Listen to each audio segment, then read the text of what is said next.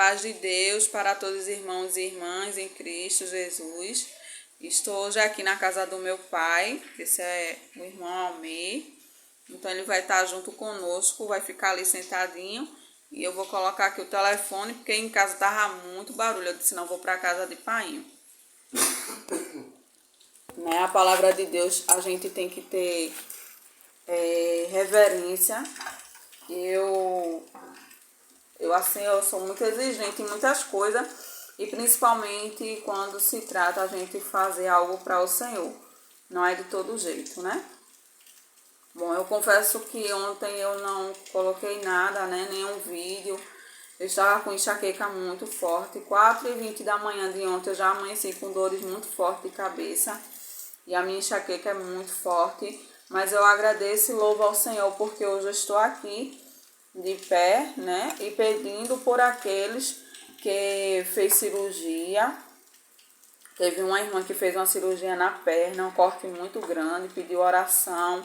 A gente vai estar orando. A quem vocês conhecerem, a gente vai um ao outro, né? Nos ajudar assim em oração, porque é importante a gente estar um ao outro ajudando em oração. Outros também que estão passando por um momento difícil. E eu creio que eu vou voltar aqui e agradecer a vitória de cada um dos irmãos, tá certo? E o bom é a gente pedir e voltar para agradecer, né? Eu sempre costumo dizer isso, porque o nosso Deus, ele não mudou, ele continua o mesmo. E quando foi ontem, eu estava em casa, uma paz. Eu digo, meu Deus, eu vou aproveitar, né, que tá essa tranquilidade e vou, assim, gravar alguns vídeos. Mas só, irmãos, que não adianta a gente querer fazer nada do que a gente quer.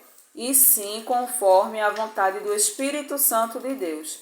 Então, tenham certeza disso, que qualquer vídeo que eu colocar não vai ser por palavra minha, não vai ser nada que estudei, não. Aqui não tem nada ensaiado nem programado, não. Mas o bom é que o Espírito Santo de Deus venha falar aos nossos corações, que eu preciso ouvir e meditar na palavra do Senhor. E saber que Ele faz, que Ele é grande. Queria me explanar em outro texto bíblico, mas o meu coração ainda pede para continuar na mensagem sobre José, né? Que ali José ele foi pego pelos seus irmãos por conta que ele começou ali Deus mostrar em sonhos, né? Ele ser intérprete de sonho. E ali ele foi jogado naquela cova, né? Queriam matar ele e acabaram decidindo em vender ele para os midianitas. Os midianitas venderam José para o Egito, que José acabou indo para a casa de Potifar. Potifar era um eunuco do faraó, né? E a Bíblia diz que José ele foi próspero. Como a palavra de Deus ele fala, né, fortemente em nossos corações, que o nosso Deus, né, como foi falado, ele vê tudo. E de uma coisa eu tenho certeza, que você é próspero aonde você chegar. Não importa se você foi vendido, foi caluniado, queriam até tentar contra a tua vida. Aí você chega numa casa estranha e você ali tem um compromisso primeiramente com Deus. E ali aquele compromisso vai se tornando aos olhos dos outros visto de uma maneira tal, né, que José, no capítulo 39 do versículo de Gênesis, vai falar, se você for ler direitinho, meditar, você vai ver que a primeira coisa de tudo é que quando Deus fala, veja só, no versículo 1, e José foi levado ao Egito, e Potifar, o eunuco de Faraó, capitão da guarda, varão egípcio, comprou da mão dos midianitas que tinham levado lá. Aí o versículo 2 diz, pronto, ele foi vendido. Foi vendido aos midianitas e os midianitas venderam ele para Potifar. e o Senhor estava com José, né? É esse trecho principal que eu quero assim meditar com vocês essa noite. E o Senhor estava com José. E foi varão próspero e estava na casa de seu senhor egípcio, que a partir do momento que Potifar, né, ali ele comprou a José, ele passou a ser dono de José. Mas o dono do dono é Deus, que deu a vida para José. E o que me chama a atenção é que quando muitas das vezes a gente é julgado, a gente é criticado por saber alguma coisa, mas não adianta te tirar de um lugar, colocar para outro, fazer como bem quiser. Porque saiba que você tem um Deus que vê tudo e que Deus ele te acompanha todos os momentos da tua vida. E José ali ele foi próspero e através de quem Deus ele abençoa, quem está perto, quem está na frente, quem está atrás, quem está ao teu redor vai ser próspero também. Porque quando a mão de Deus ela está estendida para cada um de nós, não importa a circunstância, como aconteceu na vida de José. Ali José ele passou por várias situações, mas a Bíblia diz que Deus estava com José. Deus está com cada um de você. Deus ele está comigo, Deus ele está com cada um de nós todos os dias de nossa vida. E é por isso que ainda estamos aqui em pé, adorando esse Deus maravilhoso. Então, meus amados irmãos, a Bíblia diz que a casa de Potifar começou a ser uma bênção tão grande, ser próspera dentro, no campo, é como eu falei, quem estiver perto começa a ser abençoado por conta de uma pessoa que Deus está com ela. Então, Deus ele é contigo. Então, quem está perto de você, dentro da sua casa, dentro da tua parentela, é abençoado através de você. Então, Deus ele vai começar a derramar as bênçãos. Mas causa alguma inquietação nesse texto aqui? Sim. Começa a despertar na esposa de Potifar, né? Sobre José, um jovem belo, como a Bíblia diz, e ela fez algo, né? Que José, sendo fiel a Deus, que ainda eu creio que hoje existem muitas pessoas fiel a Deus, né? Sendo homem, ele não fez com que o nome de Deus fosse assim zombado, vamos dizer assim. Poxa, foi tão próspero, foi tão isso, foi tão aquilo, porque as acusações, irmãos, começam a chegar logo de repente em nossas vidas. Acusar é de uma maneira muito rápida, mas José ele não se prostrou. Então, não é diferente comigo e com você. A gente tem que ficar sempre atento, sempre observando os obstáculos que podem acontecer em nossas vidas. E aí a gente não se dobrar. O não se dobrar causou aquela inquietação naquela mulher. Potifar ele começou a ter uma admiração muito grande por José.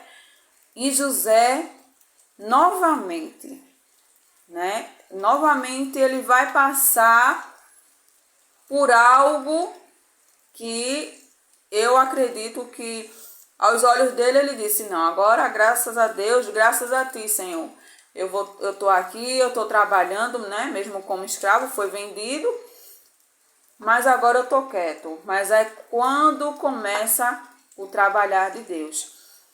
O teu sofrimento, a tua angústia, as tuas lágrimas, tudo tem sido acompanhada pelo Senhor Jesus. E para tudo há um objetivo.